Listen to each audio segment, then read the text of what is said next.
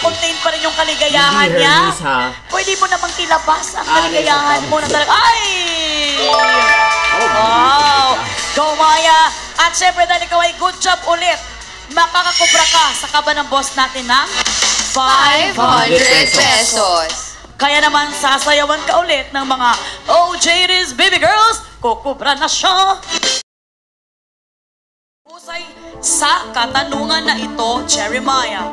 Kaya naman, para sa 1,000 pesos, ang sagot mong tok ay... Usay! Bago ko sasabihin ang ating ano tawag ito? Factoid. Sabihin mo sa amin bakit familiar ang joke sa'yo. Okay. Parte ho kasi siya sa nag-aaralan namin sa kurso ko, HRM. Ay, ang galing. Sa tackle siya, sa mga guru ko sa FEU. Thank you po. Ayan, mabuti talaga hindi ka nang mayabas, no? Dahil talagang may nasagot ka sa gabing ito. Ito na, babasahin ko na.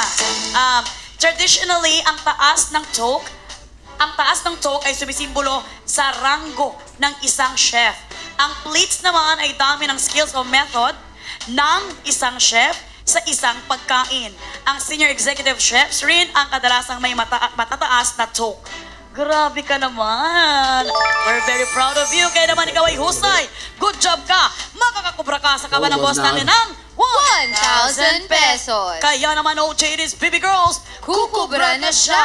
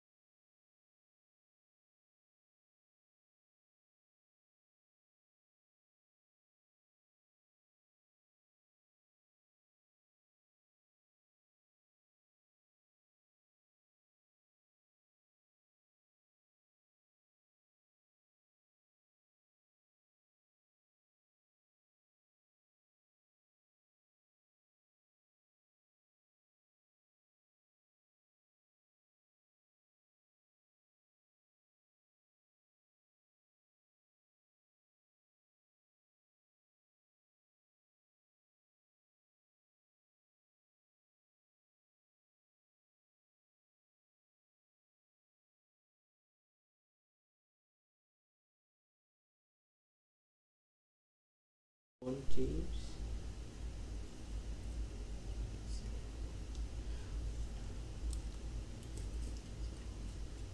Mali si LeBron James. Sorry, Jeremiah. Ang tamsugot ay.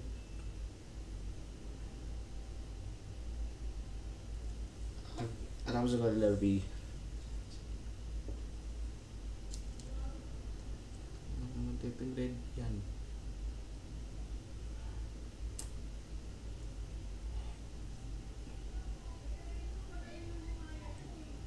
Sorry, Jeremiah, ikaw ay sablay. Sorry guys, Jeremiah. So, mali ang sagot mo, Jeremiah. Pinili yung LeBron James kaya pang layo kasi pang naman siya si basketball. Sa National Basketball of Association. Kasi pangit ang LeBron James, bakit pinili ni LeBron James? Kasi NBA eh.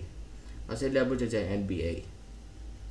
So, kasi mali ang LeBron James. Sorry, Jeremiah. I'm very sorry. From na tayo. Pang si LeBron James. At ang tamso ko ay Larry Selena Gomez. Lionel Messi. Lionel Messi, hindi siya. Lionel Messi, hindi. Hindi si Selena, okay? Si Lionel Messi.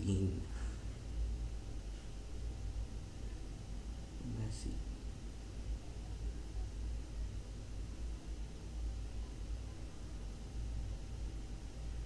Okay.